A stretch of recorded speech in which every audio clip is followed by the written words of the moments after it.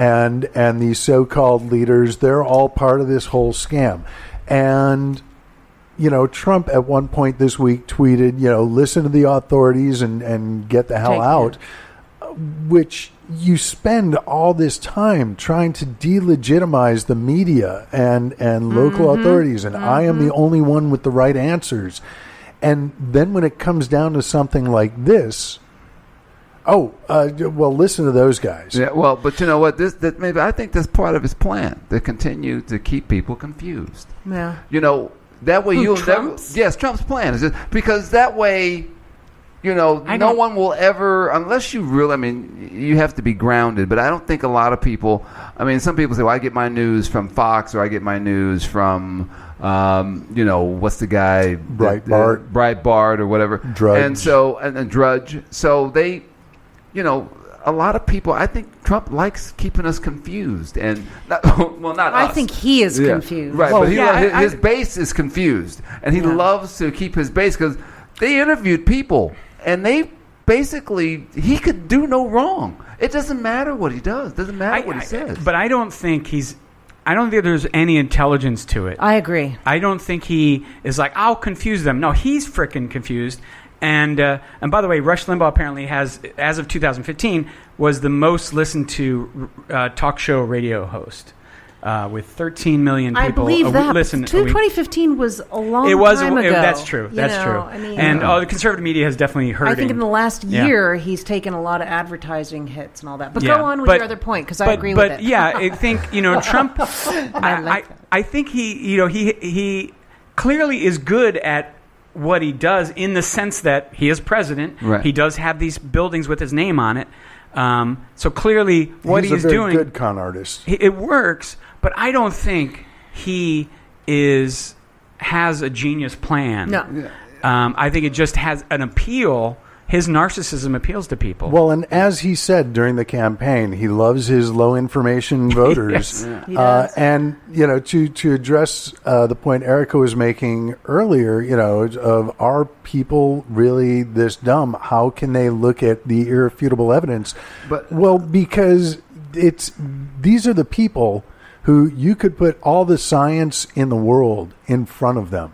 I understand that, and they are still going to believe some jackass pastor who tells them that the hurricane is actually caused because God hates fags. Well, a friend of mine, we got into a debate about the whole Joel Osteen thing. Yeah. And he said, hey, you didn't know who was going to be coming into his place. So, yeah, he had a right to do. I was like, dude, you're a church. Yeah. You used to be a stadium that people went for a bath. You got 16,000 seats. Yeah. And you didn't want to let people in because you had a little bit of water and they showed your place. And that church makes $40 million a week. They said, well, what if they damaged it?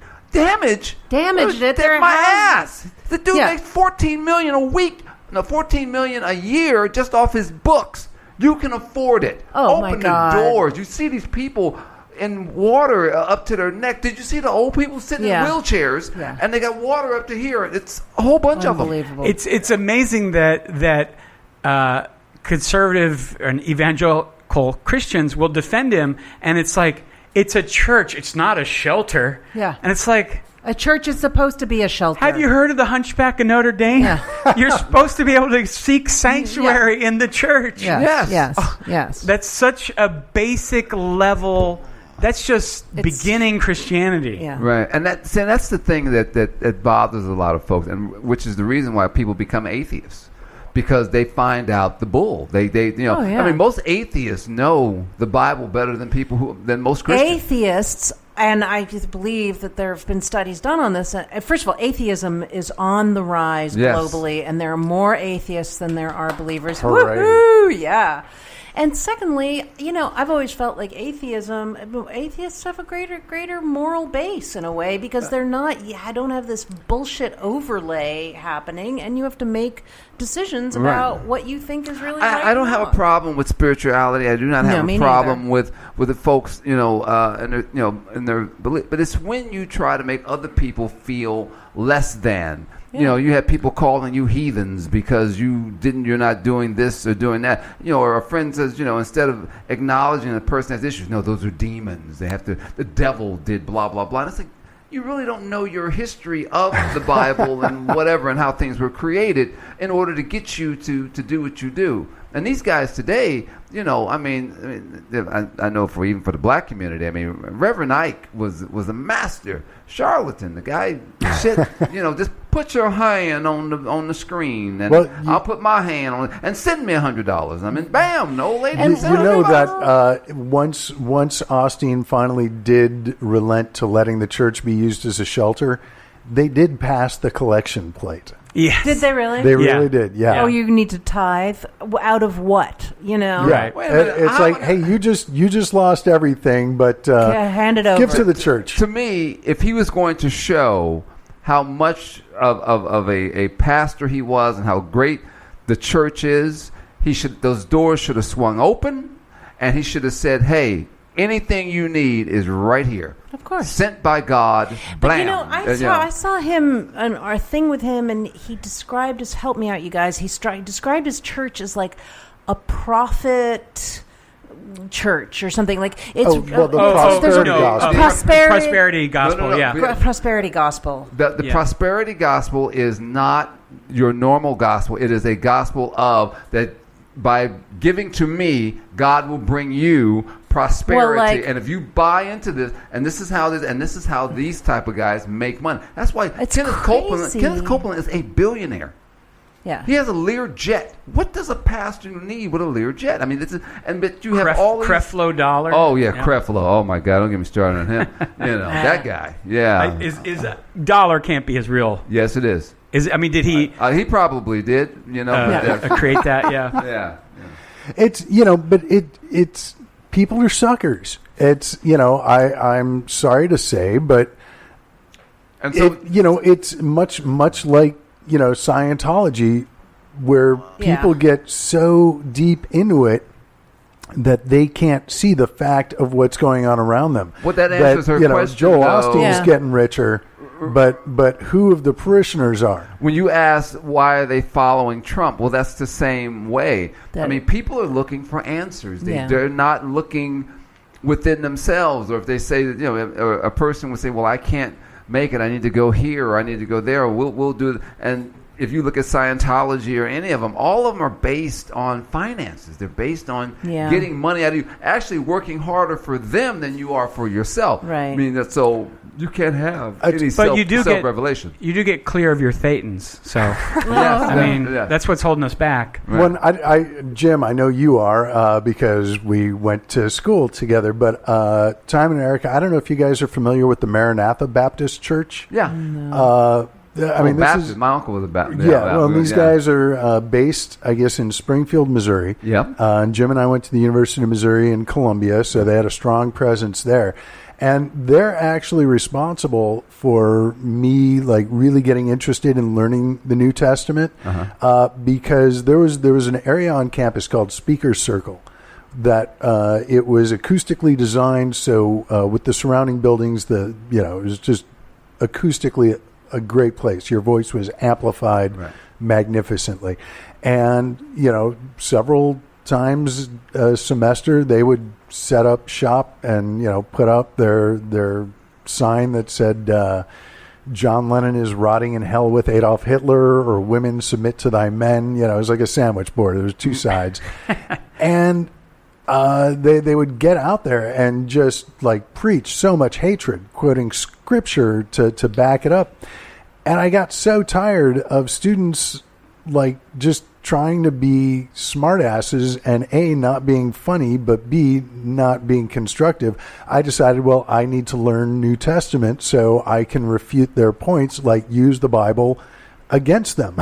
To say actually what it says here and in the context, so you're wrong. But I wound up going to one of their services because I was taking a sociology and religion course, and you had to go to a church of another faith.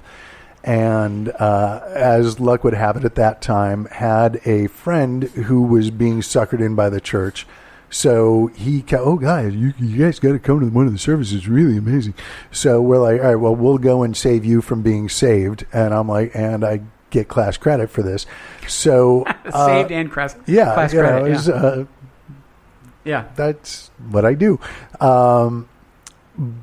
But one of the there was so much freakiness, stopped just short of snake handling.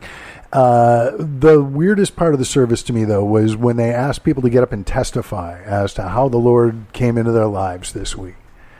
And some of it was like the most mundane, easily explainable kind of stuff. Like, there's one girl tells this horrible story about how her grandmother is sick in St. Louis 2 hours away, but she doesn't have a car, so she borrows a car from a friend, and the gas gauge is on empty, and miraculously she still gets to St. Louis, and then she's able to get back to Columbia another 2 hours, and the gas gauge hasn't moved, and that was Jesus filling her tank. It's like, no, that's your friend's gas gauge is busted. Check the fuses, Right. But this whole idea that, from something as idiotic as that to, things where it really matters, like a hurricane that's coming to destroy your home, like, there are people in homes who should have left who are praying. Yeah.